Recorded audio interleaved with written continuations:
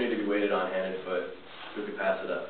I mean, having a butler for one meal is definitely going to go to your head. So let's slow down for a second before you bite into that steak, and let's retrace the steps of that waiter that just delivered your food. 20 minutes ago, he went and used the restroom. And like a good waiter, he washed his hands, dried them, walked out. A table comes in, he seats them. Before they place an order, a gentleman stands up and goes uses the restroom. He comes back, he didn't wash his hands. He picks up his menu, he's flipping through it, pointing to a couple of questions, and decides, places his order, hands the menu right back to your waiter. Now the waiter takes that menu, he goes, drops it off, and then he goes straight to the kitchen to pick up your food, to bring it out to you. Let's stop there. What's wrong with this scenario? First off, the guy that he's waiting on didn't wash his hands after using the restroom. All that bacteria that was on his hands was transferred to your waiter through the transfer of that menu. And with those same hands without washing, he's going to get your food to deliver to you. I know, right? The thought of this is just really disgusting, but the truth of the matter is, bacteria is all around us. So maybe we should try reining in the insanity of bacteria. Obviously, the signs in the restroom say all employees must wash their hands before they go back to work. It's not working.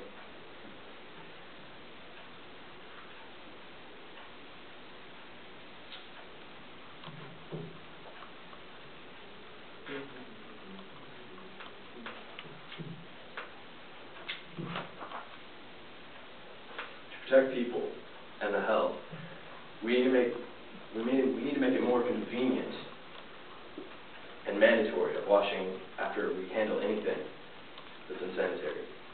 Today I'm going to cover different types of bacteria, the effect they have on an individual, and how we can make hand washing easier and more frequent. Let's first take a look at the different types of bacteria that you find in a restroom.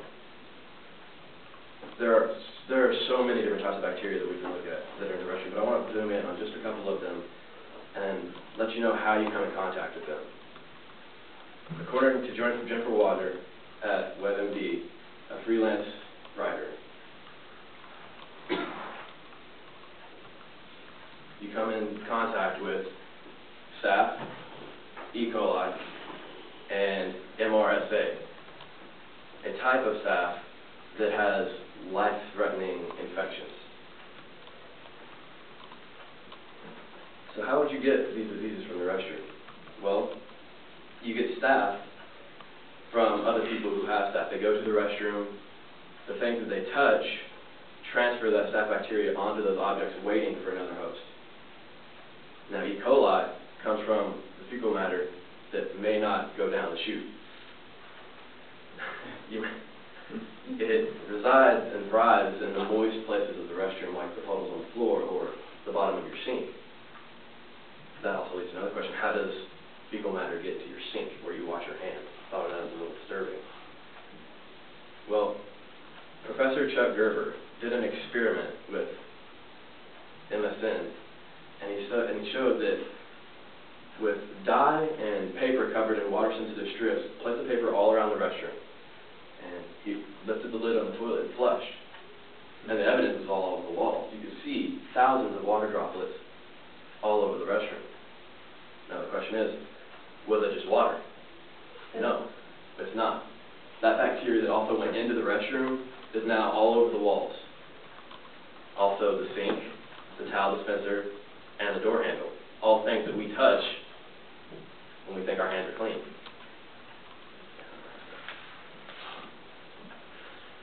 So now that we know that coming in contact with these bacteria is imminent, let's look at what happens when they take root. Melissa Conrad-Soppler, MD, describes what it's like when you get staph. Staph is an inflamed area of the skin that swells, scabs, and aches. But it's not limited to just the skin.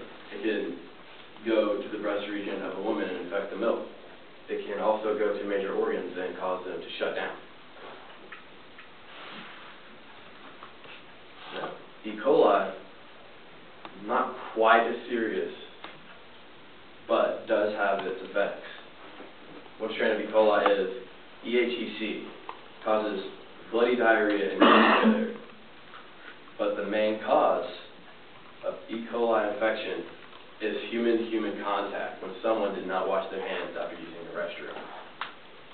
That brings us back to our topic of the guy at the table. Let's see what we can do to sanitize that area. We can't make people wash their hands if they're coming to enjoy a meal. So what can we do? Well, we know that the problem is that our sinks and everything in our restrooms is being infected by the toiletry areas. So what we need to do is move the sinks. Have them in the restrooms, yes, for people that don't care that much, but for the staff who is using implements with their hands and working with your food, there needs to be sinks in every staff area, specifically for them to wash their hands, and make it mandatory.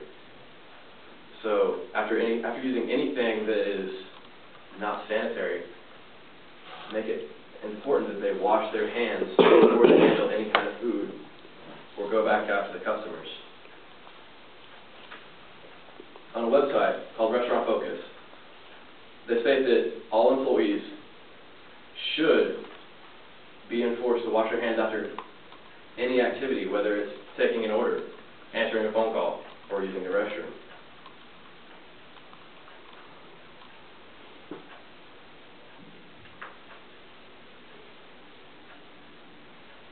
So now that we know that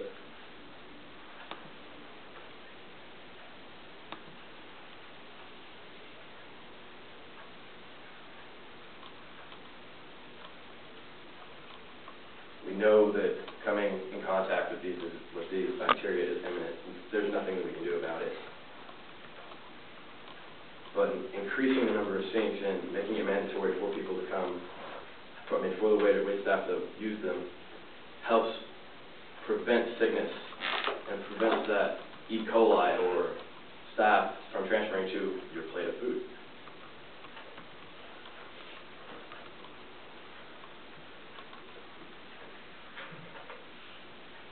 With this information that we've given, everyone has this ability to stand up and make a voice and declare what they believe in.